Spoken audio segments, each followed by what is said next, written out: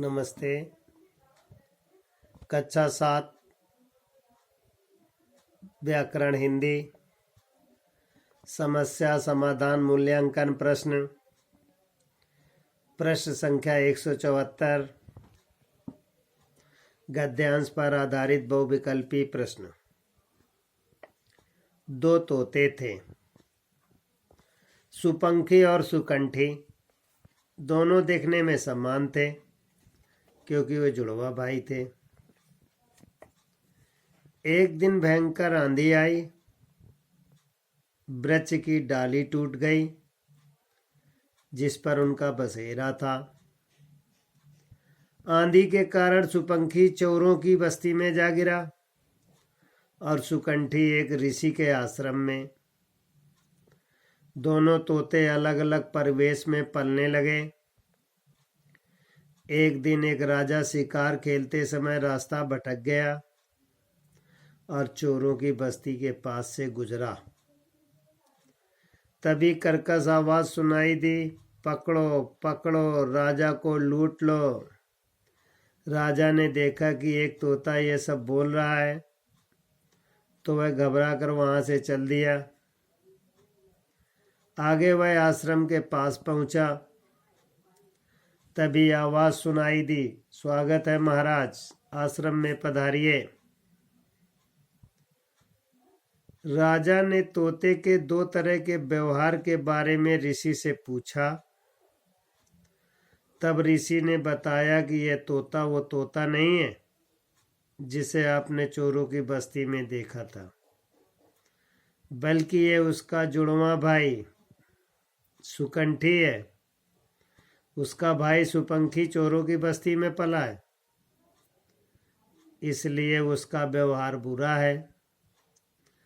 यह आश्रम में पला है, इसलिए इसका व्यवहार अच्छा है। पहला प्रश्न, सुपंखी और सुकंठी कौन थे? पहला हिस्सा तोते, दूसरा कौवे, तीसरा बैल, चौथे चोर। पहला हिस्सा सही है। दूसरा, सुपंखी और सुकंठी देखने में समान क्यों थे? पहला, क्योंकि वे दोनों जुड़वा भाई थे। दूसरा, क्योंकि दोनों मित्र थे। तीसरा, क्योंकि दोनों तोते थे। चौथा, क्योंकि दोनों के नाम एक जैसे थे। उत्तर है पहला, क्योंकि वे दोनों जुड़वा भाई थे। आंधी के कारण सुकंठी कहाँ जा गिरा? पहला, चोरों की बस्ती में। दूसरा, आम के बगीचे में। तीसरा, ऋषि के आश्रम में। चौथा, राजा के महल में। इसमें तीसरा सही है, ऋषि के आश्रम में। चौथा, राजा को देखकर सुपंखी ने क्या कहा? उत्तर पहला, पकड़ो पकड़ो, राजा को लूट लो। दूसरा, भागो भागो। तीसरा, स्वागत है महाराज। चौथा, राजा आया राजा आया। इसमें पहला सही है, पकड़ो पकड़ो, राजा को लूट लो।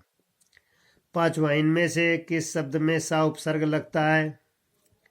इसमें से पहला है संसार, दूसरा है संबंध, तीसरा है सम्मिलित, चौथा है सपूत। इसमें चौथा सही है।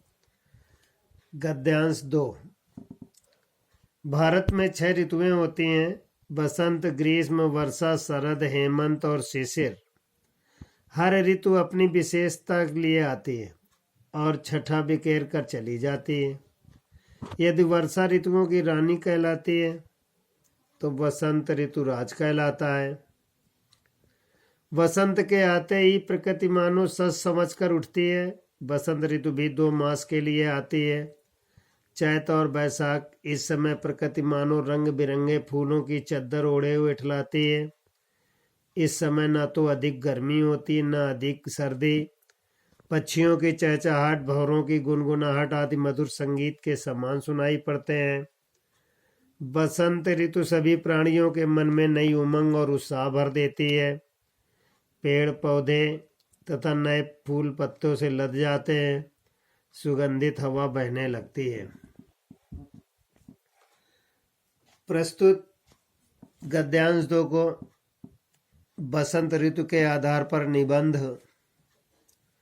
विद्यार्थी लिखेंगे।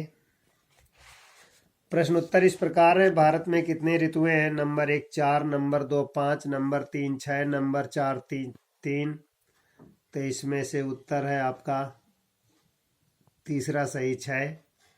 किस ऋतु को ऋतुओं की रानी कहा जाता है? नंबर 1 बसंत को, नंबर 2 वर्षा को, नंबर 3 शिशिर को, नंबर 3 हेमंत को। दूसरा सही है वर्षा को।